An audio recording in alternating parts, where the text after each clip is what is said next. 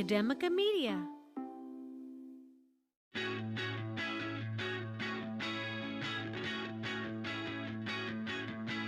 From Academica Media Studios in Miami, Florida, it's Big Ideas in Education, a weekly recap of inspiration and innovation in your schools. Hello, everyone, and welcome back to Big Ideas in Education. I am Sarah Boulos of Somerset Academy Schools, joined by my co-host, Ryan Kairalla of Doral College. Hello, Ryan.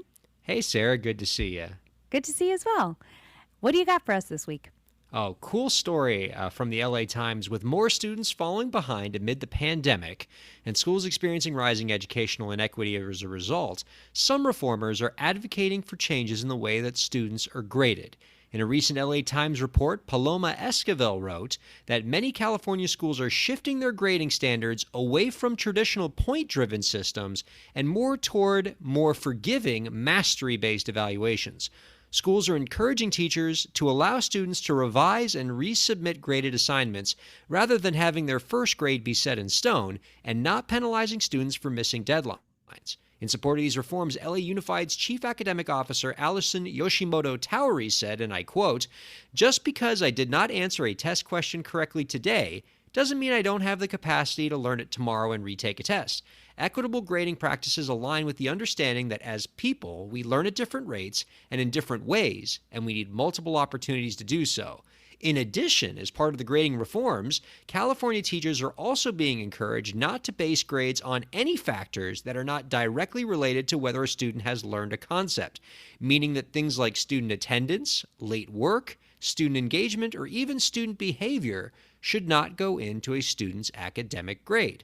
Advocates believe that these reforms are critical in addressing educational inequities among various demographic groups that have only been exacerbated by the pandemic. So we've certainly, Sarah, looked at a lot of different reforms that schools have been looking at on the hardware side, on the software side, on the procedure side that have been brought about by the pandemic. But now we're hearing a story about changes being made to the way students are graded as a result. What do you think of all this? Well, I think that it is, for some people listening, probably long past due to be talking about standards-based grading. I think we've actually mentioned it on the show before. I know in the early episodes, Mike and I had a conversation about a presentation we had attended with Rick Wormley, who is kind of the champion of standards grading in a lot of areas, and he's been ringing that bell for a long time. And if I remember correctly, I think we were actually talking about how some universities are moving to standards grading instead of a traditional point-based or letter grade system. And if I'm wrong, that's okay. But I think it'd be really, really cool to see that, especially in certain content areas and grade levels, this is becoming, for lack of a better term, standardized, right? So in a lot of school systems, elementary is standard-based, or maybe K-2 is standards-based. And if you're listening and you're thinking, I don't know what that means, instead of maybe what we remember from school where a 90 to 100 would be an A, so a number system or a letter system, right? A, B, C, D, or a 89%, or even, a 4.0 GPA. What generally standards based grading is where they say you have mastered it. When we say it, we mean a certain concept. So you have mastered a concept, you are maybe approaching mastery of that concept, or you have not yet, you are not yet approaching mastery of that concept. So that might be a 1 if you've mastered it, a 2 if you're approaching, and a 3 if you have not. It could also mean that 3 means you have mastered it, 2 is approaching still, and 1 is not. So it can be a little confusing. And sometimes for parents, this can be a little scary because instead of just looking at, a report card that says math A, language arts C, you've got all these different standards or benchmarks, and you're seeing numbers all over the place. And sometimes there's a lot of zeros, meaning, where a lot of parents are scared, like, why is my kid getting zeros in all of this? But what that really means is that they have maybe not taught that content, that specific skill or that specific concept. And so, there's definitely a learning curve when it comes to standards grading.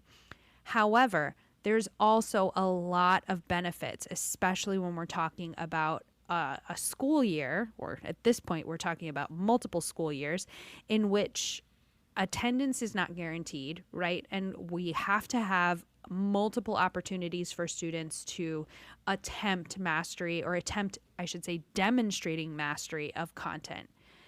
And if that's the situation, which is where we are with the pandemic, this is a really good opportunity to rethink the way that we are going about, not just because of the pandemic, but maybe we should have been doing this all along. But as we've mentioned on the show before, getting change done in education is very slow. But having to have adapted to all of these changes, there's so many different things we could see on the other side of this. Without a doubt. And certainly that notion of allowing students multiple attempts to demonstrate mastery and basing the student's grade on did you master the concept eventually, as opposed to mastering it just on the first attempt and in the way I originally intended that you master it. I think the former is a much better approach. I think it's more accommodating to students. I think it better resembles the way the real world works, where folks like you and me in the adult life, like grown-ups, make mistakes all the time, and generally the world allows you more than one chance to fix it. And, I'm all for the education system being shaped the same way. It's certainly how things work in my classroom. Generally, with very few exceptions, I'll allow a student multiple attempts to resubmit an assignment until they get the grade they want, because as far as I'm concerned, if you demonstrate mastery, I don't care if you did it on the first attempt or the 10th attempt, as long as you demonstrated that you learned the concepts. And I think the other nice thing about allowing a student to resubmit an assignment over and over until they get it right is I think it encourages students to take bigger swings, right? If you do that first assignment and that first grade's going to get set in stone, I think it really incentivizes students to really color inside the lines, to not take chances, to maybe not, do a project in a cool way or a unique way because you just want to make sure you get it right the first time. And meanwhile, if we're trying to encourage the next generation of innovators and entrepreneurs, we want to incentivize them to take big swings. And so I think calling for just a reformulation in how we contemplate failure and the role it should play in the education system, and that to some extent it should be welcomed as part of the grading process and otherwise, because failure ultimately leads to a good result, is a good thing. What do you think of this other component of what's happening in California, Sarah? Because I was interested in this, where you're seeing a movement where we are, in the name of educational inequity, in the name of trying to remove some of the socioeconomic factors that may be outside of a student's control from the grading process, we're telling teachers not to consider things like how late a work is submitted, how good the student's attendance is, how engaged the student is, what the student's behavior is, that those things shouldn't be a part of the final grade, and that the only thing that should be considered is mastery. Okay. I think that there can be a very long answer to this, so I'm going to try to give you what might be a shorter answer. I can't promise it's short. When I am working with newer teachers, or even college students who are studying to become educators, a question I often like to ask them is, what is a grade? And this can take us down, like I said, a deep philosophical question, answer that's going to take a very long time. But what is a grade? And I think one answer to that might be, a grade is a way of communicating how much a child knows about a certain topic. Right? That could be a definition. And I think for a lot of teachers and parents and students, it is a symbol of how much they are able to understand or demonstrate their understanding of a certain topic. Right? And that statement is problematic. I know that. This is the short answer. But if we could just play nice and take that at face value, that it's a symbol representing what the child is able to demonstrate their understanding of, why does participation, why does attendance, why does on time submission of work impact the symbol of fractions, right? My understanding of fractions.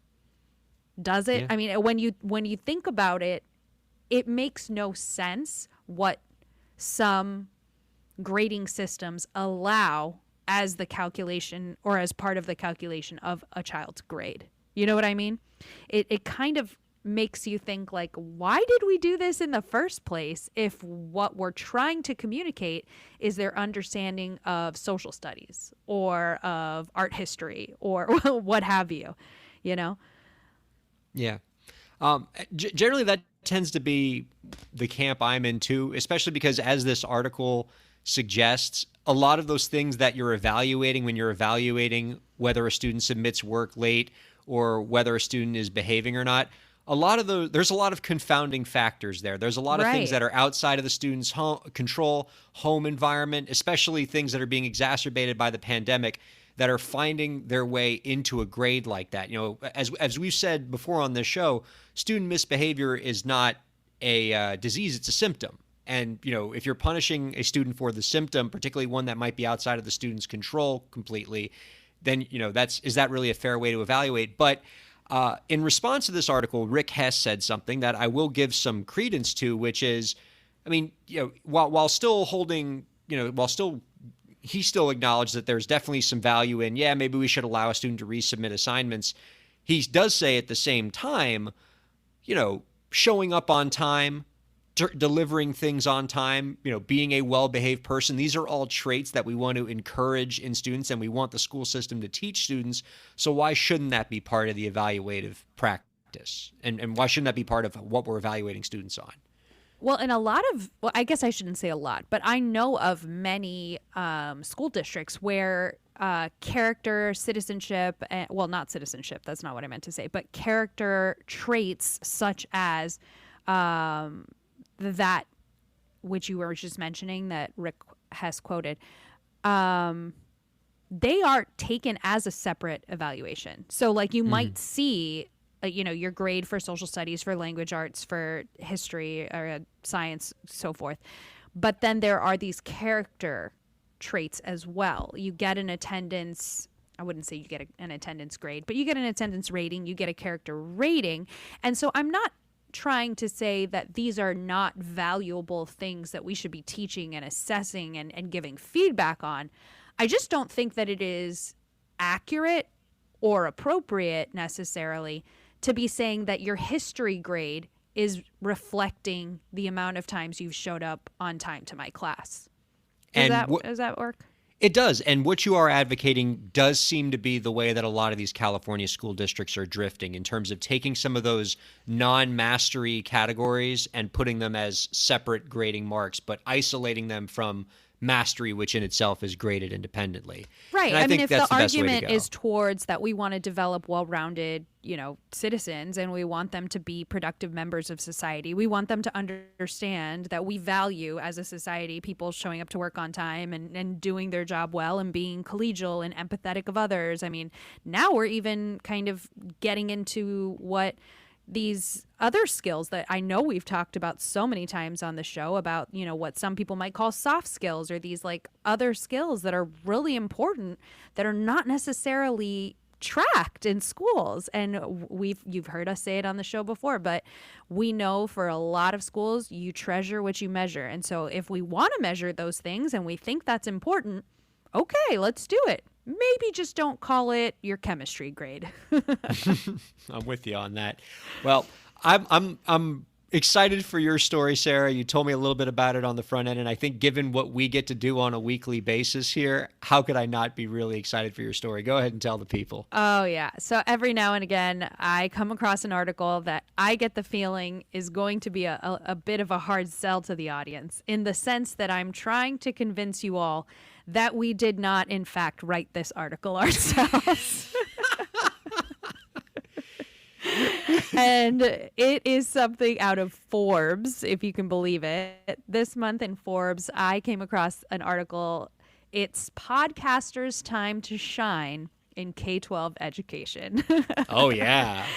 Our time to shine. I love it already. I'm pretty sure Ryan made the joke off air that the author, Colette Coleman, of this article must have been an attendee at our panel in October. She must be one of our biggest fans. She's been watching this since the beginning. Yeah, but I mean, all jokes aside, it's interesting that this is in such a large publication, really advocating for some things that we had been discussing and we've talked about on the show in our panel when we were advocating for K-12 educators and students and just schools in general to really get into the podcasting space.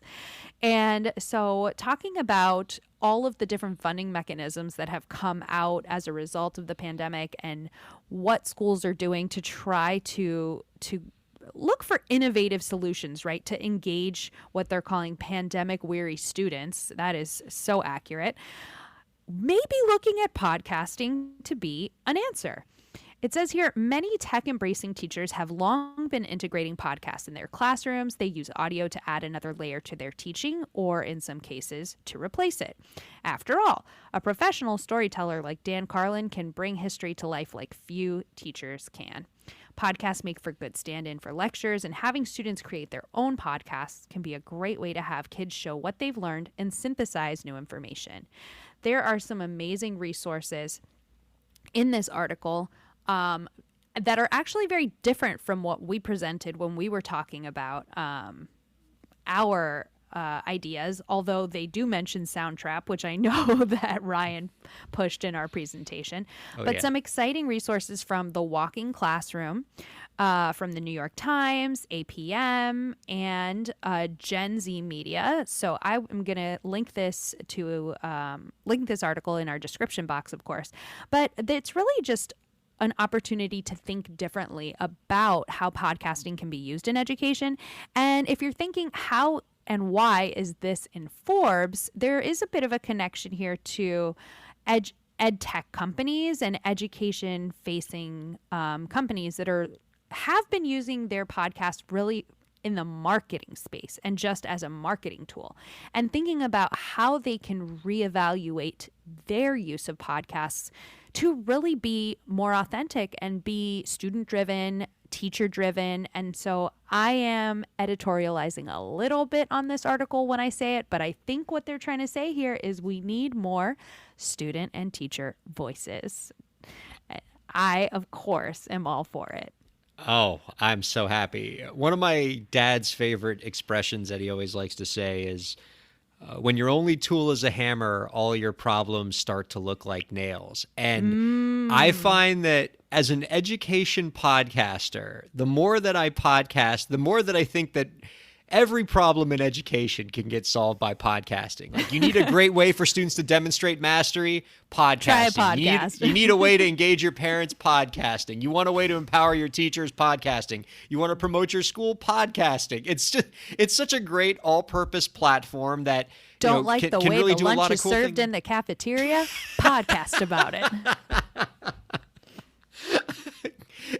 It's a pretty cool, versatile medium because I think it taps into what all humans crave to do at our core, which is a need to communicate and share information. And think of just recently how strong podcasting has come on as just a way for people to learn and for people to share ideas and get their ideas out there. Why shouldn't it permeate education at all facets? I think it's a really exciting idea that this is becoming, I don't want to say so mainstream. Of course, podcasting is mainstream. But the idea of getting big businesses and bigger audiences to really pay attention to what's going on in schools is what is obviously like end game super exciting to me. However, the idea that any teacher or any student can feel empowered to get their learning out there, to get their understanding, misunderstanding, make mistakes, get their voice heard, that is really at every level, I think, the goal of what we do. And so to see it put out on such a large stage as in Forbes, I was just like completely gobsmacked about it and couldn't believe it and had to share on this episode. And I just think it's such important career training for students as well. As you noted, this article is in Forbes because every company has a podcast these days. So I think you're teaching these kids important skills. If a kid goes into the job market knowing how to make, edit, set up, do pre and post production on a podcast, I imagine that's going to be a pretty valuable skill for a kid to have in the job market, particularly at the entry level. I couldn't agree more. I mean, I think about when we met with Larry Million and all of what his kids are doing on Slam Radio, and I'm completely floored. You've got kids who've got way more experience and know-how than I do at doing what I do. So I can only imagine the incredible training and opportunities and just creative outlets that these kids have gone through that are setting them up for so many opportunities in the future. I am so grateful to you all for listening to us talk about these exciting topics. And if you'd like to join the conversation and give us your feedback or your ideas, please reach out to us using the hashtag Big Ideas in Education at Academica Media. Thanks so much. We'll see you next time.